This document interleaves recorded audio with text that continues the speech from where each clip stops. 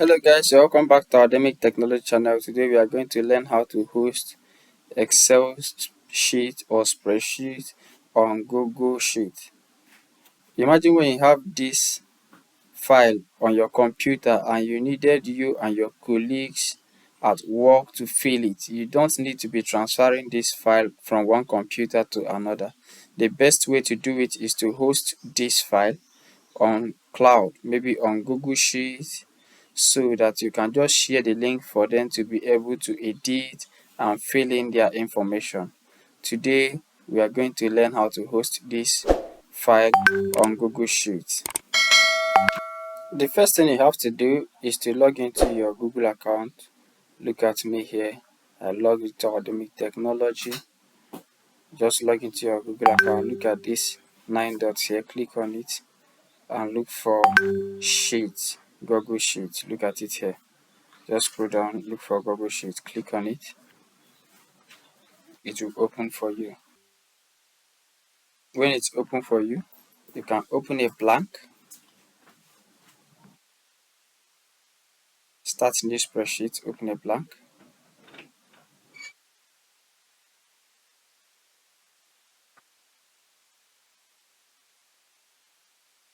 So this is a blank spreadsheet. This is a blank spreadsheet.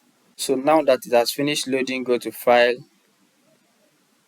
You can decide on whatever you want to do, but what we want to do is to import a file.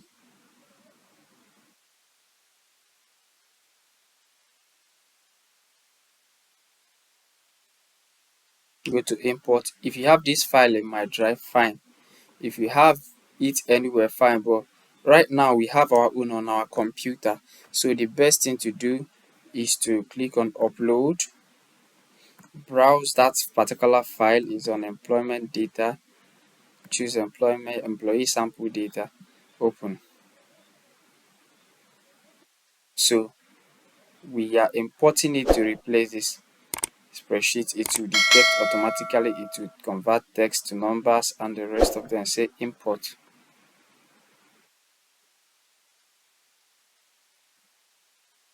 Look at the file. The file is here. If you want anybody to do any editing on this file, what you have to do is to share a link with the person so that the person can be able to edit this file. How do we share a link? Click on share. You name this employee file data and save. So look at it. If I want to share to a specific people, I will just add them, add their email here. If I want to share to everybody, I'll just say copy link. Do you understand me? If I want to share with a specific people, I'll just add their email here. If I want to share with everybody, I'll just copy this link and share. But look at one important thing. The people with access can only open it and view it. There is nothing again that they can do here. So if you want them to be able to do other things,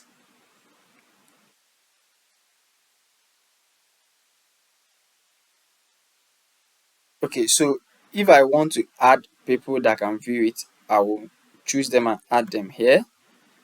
If I want every single person to view it, I will say anyone with the link. Anyone with the link can view it. Restricted person, that is the people I mentioned here, will be the people that can be able to access it.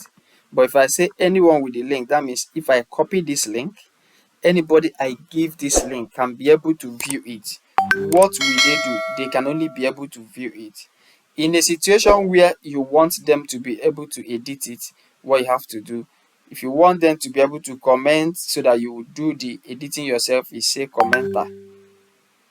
If you want them to be able to edit it yourself, say edit. Then copy and say done.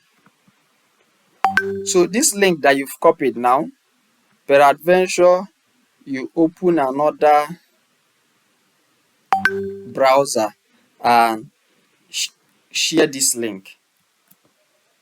This is another person's email. but you can see that the person can be able to view it and even edit it. Watch, the person can even be able to edit. This is the original owner, that is our Academic Technology, and this is me, that is editing. Thank you. I hope you're able to learn something new today. I am happy you joined us today. Please continue to subscribe and share our video. Thank you.